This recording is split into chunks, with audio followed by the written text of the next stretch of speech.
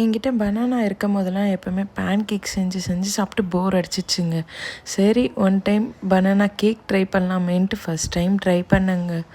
இவ்வளோ சூப்பராக இருக்குன்னு எனக்கு தெரியாதுங்க. பாருங்கள், ஃபஸ்ட்டு நான் ஒரு 2 எக் எடுத்து பவுலில், அப்புறமா 6 பனானா சேர்த்துக்கிட்டேன். அது கூட காட்டுற மெஷர்மெண்ட் அளவுக்கு சுகர் எடுத்துக்கிட்டேங்க.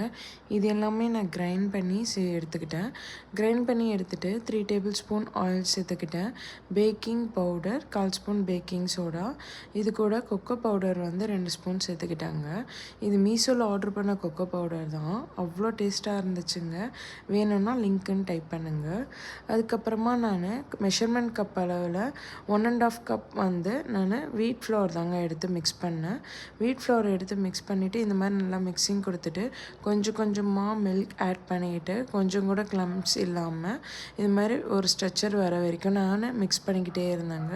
1/4 ஸ்பூன் வந்து வெண்ணிலா எசன்ஸ் எடுத்துகிட்டு நல்லா மிக்ஸிங் கொடுத்துட்டு நான் எடுத்து வச்ச டின்னில் ஆயில் அப்ளை பண்ணிவிட்டு கொஞ்சம் டஸ்ட் ஃப்ளோர் பண்ணிவிட்டேன் வீட் ஃப்ளோரை. அதுக்கப்புறமா எடுத்து வச்ச பேட்டர் அதில் சேர்த்துட்டு 10 ருபீஸ் டைரி மில்க் தாங்க, அது எல்லாமே ஒரு டிசைனுக்காக போட்டு விட்டு ஒரு ப்ரீ ஹீட் பண்ணி வச்சுருந்த பேனில் அந்த 10 மினிட்ஸு, அதுக்கப்புறமா நான் எடுத்து வச்ச பேட்டரை அதில் வச்சு 40 to 45 மினிட்ஸுங்க கரெக்டாக. அதுக்கப்புறம் நீங்கள் எடுத்து பாருங்கள், இந்த ஸ்ட்ரக்சர் தாங்க வரும். சூப்பராக இருக்குங்க. ட்ரை பண்ணி சாப்பிட்டு சொல்லுங்கள் என்கிட்ட எப்படி இருக்குன்ட்டு. நம்ம நெக்ஸ்ட்டு வீடியோவில் பார்க்கலாம்.